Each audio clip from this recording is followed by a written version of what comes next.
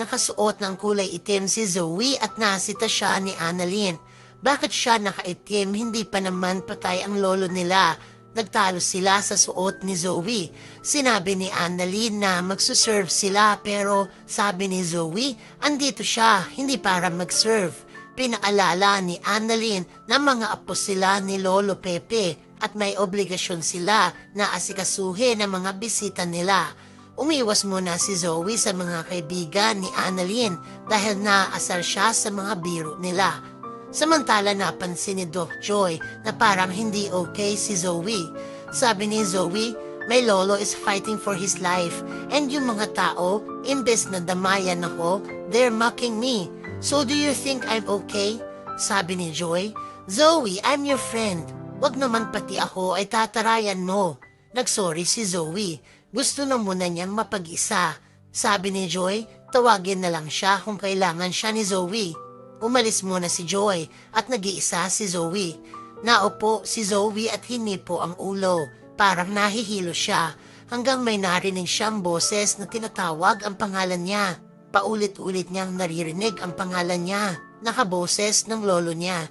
Natatakot si Zoe nang biglang sumulpot si Annalyn. Sinundan pala siya nito. Nagalit pa si Zoe kay Annalyn. Tanong ni Zoe kay Annalyn, ikaw yun, di ba? Nagtataka si Annalyn. Ha? Anong ako? Sabi ni Zoe, ginaya mo ang boses ni Lolo Pepe. Bakit mo ginawa yun?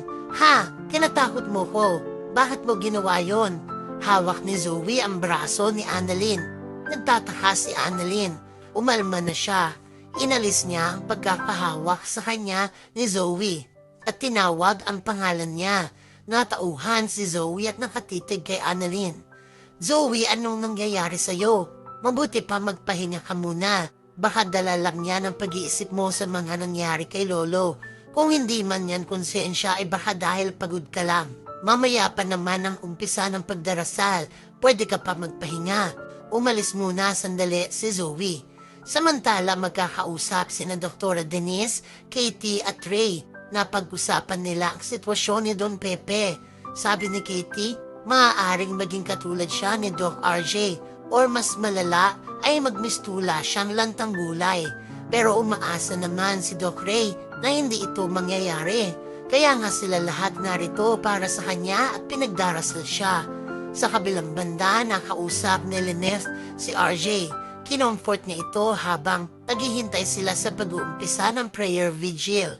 Pinapayuhan at pinapalakas niya ang loob ni RJ. Sabi ni Lynette, sigurado ako na proud sa iyo si Don Pepe. At kapag magising siya, yun ang unang-unang sasabihin niya sa iyo. Hinawakan ni Lynette ang mga balikat ni RJ. Natanda ng pagsuporta niya rito. Salamat Lynette. Palagi ka nandyan sa oras na kailangan ko nang masasabihan ng mga nararamdaman ko. Ang hindi nila alam ay may makakakita pala sa kanila. Samantala nagpunta rin si Moira sa prayer vigil. Nakasuot naman siya ng kulay pula at halatang lasing. Niyakap niya si Giselle at binate. Oh, hi Giselle, my poor sister-in-law. Sumagot si Giselle. Bitawan mo nga ako, bakit amoy alak ka? Lasing ka, hindi ka dapat naririto dahil baka kung ano ang iskandalo pang gawin mo. Tandaan mo, dalawa kayo ng anak mong persons of interest. Wala ka talagang konsensya talagang pinaninindigan mo ang kasamaan mo. Sagot ni Moira, narito ako para makisimpat siya kay Don Pepe. I'm sorry kung nakainom ako dahil hindi ko matanggap ang mga nangyari sa kanya. Huwag mo akong pag-isipan ng masama. Nakikisimpat siya lang ako. Nalulungkot. Samantala sa patuloy na pag-uusap ni Lynette at RJ, nakita ito ni Denise at Michael. Agad namang tumawag si Michael kay Carlos para i-update si Carlos sa mga nangyayari kay Lynette.